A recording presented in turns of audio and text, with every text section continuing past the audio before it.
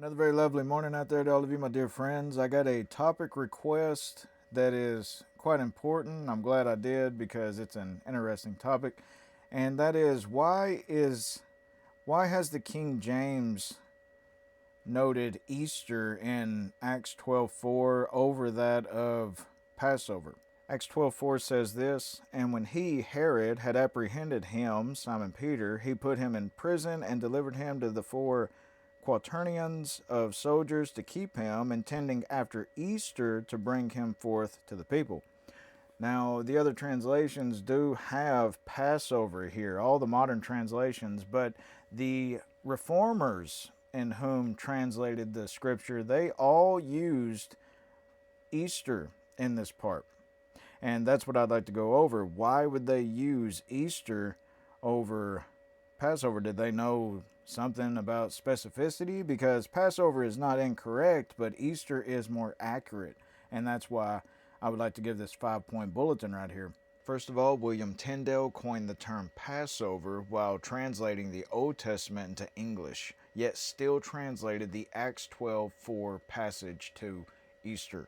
He's the one that came up with it. The Jewish people even took the English word that he came up with, Passover, and they use it to this day. Number two, the King James translators were heavily influenced by Tyndale's translation and kept the Easter translation, just as basically all the Reformation translators did back then. 1525 Tyndale, 1535 Coverdale, and so on and so on. Number three, in the preceding verse of Acts 12, Verse 3, the Jewish people are the primary subject. Now, right here is to the heart of the matter. The Jewish people are the primary subject, leading to the mention of, "Then were the days of unleavened bread." I'll actually read the verse.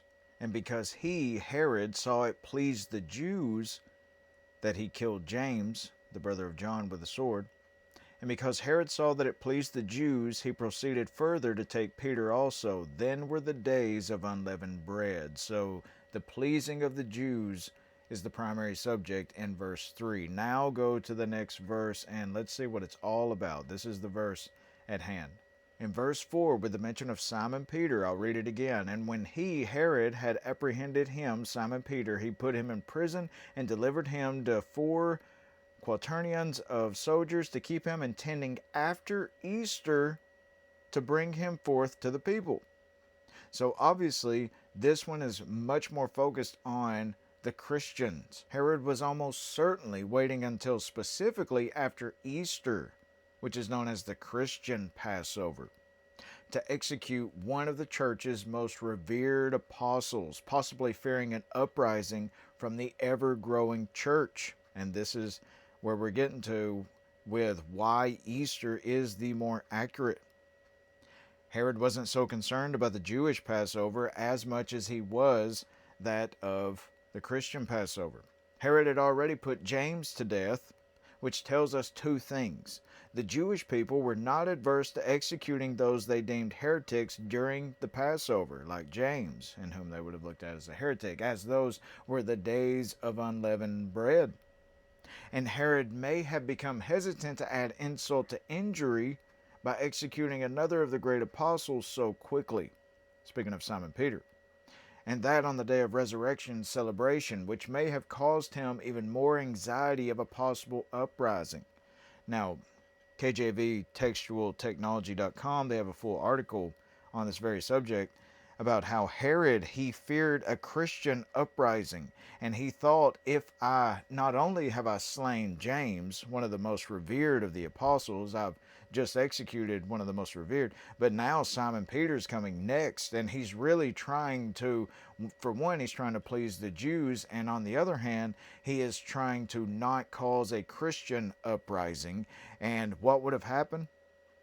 Well, unless he waited until after Easter resurrection celebration, the Christian Passover, which was far more important to them than the Jewish Passover, unless he waited until specifically after Easter, then this would have caused great anxiety within the city. The Christians would have went into probably a panic mode. I don't think that they would have rioted, but Herod really didn't know that. So it makes far more sense in context and knowing the history back then why Easter would much more fit this context.